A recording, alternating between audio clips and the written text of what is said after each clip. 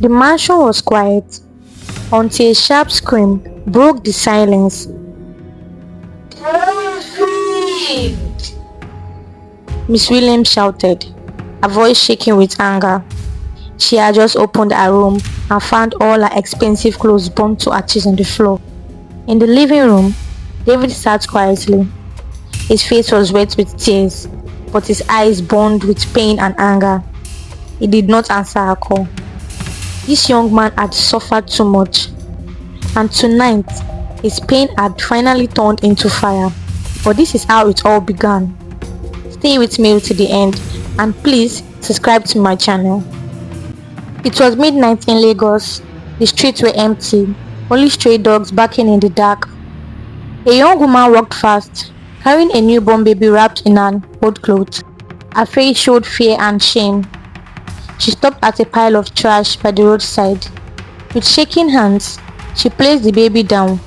The child began to cry loudly, his small voice echoing through the night. The woman looked back once, then quickly walked away. The baby cried louder. He had been abandoned. Mama Grace, an old woman, was returning from hawking pure water. Her legs were tired, her wrapper faded, and her basin was almost empty. Then she heard something, the cry of a child. There, on a trash heap, she saw a newborn baby crying. Her heart broke. "Oh Lord, who could do this?" she whispered. She lifted the baby gently into her arms. Though she had nothing, she promised to take care of him. That night, under the bridge where she lived, she named him David. Mama Grace's home was a small space under a Lagos bridge, covered with thorns, trampoline. The noise of cars never stopped, but she endured. She hawked pure water by the day and begged at bus stops at night. With the little she made, she bought bread and sachet water for David. Sometimes there was nothing.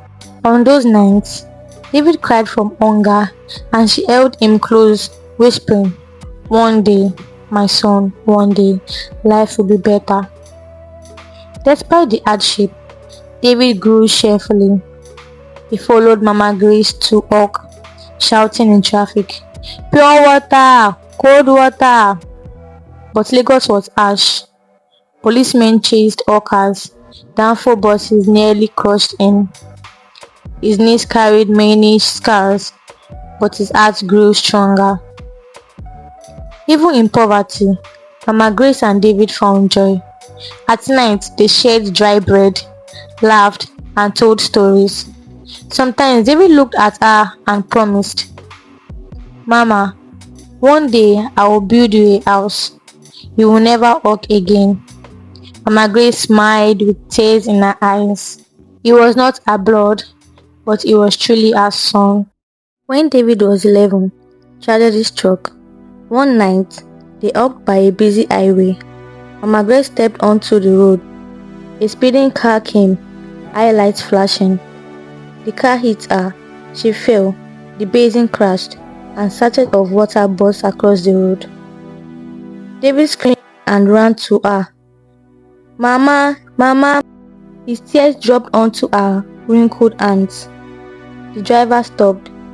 A wealthy man stepped out, Mr. Williams. His face was full of guilt. He tried to help, but David shoved him away. "You killed my mother!" the boy shouted, before running into the darkness, his cries echoing under the bridge. Years passed. David grew into a strong young man. At 18, he still walked by the roadside, not because he needed to, but because it reminded him of Mama Grace. Then one day in traffic, fate returned. David's eyes met the man from the past, Mr. Williams. He froze, his heart filled with rage. But instead of insults, he whispered, "I'm sorry for the way I spoke that night." Mr. Williams was shocked. Moved by pity, he said, "Come with me." And so, the first time, David entered the mansion. At first, David thought his suffering was over. The mansion was filled with lights, marble floor, and endless food. but Miss Williams was not happy to see him. She looked at him with suspicion and anger. She ordered him to wash dishes, clean floors, and do laundry. One day, she gave him her luxury gown to iron. Nervous, he tried his best, but the fabric burned. When he showed her, she slapped him and pushed him to the floor. David sat in the living room afterward, his eyes full of tears and anger. That night, David's anger consumed him. Because of her husband, Mama Grace is dead, and now his wife humiliates me, he thought. When Miss Williams left, David entered her room. He pulled all her gowns from the wardrobe, threw them on the floor, and set them on fire. When she came back and opened the door, a scream shook the whole mansion. Mr. Williams ran to her. "Why do you hate this boy so much?" he shouted.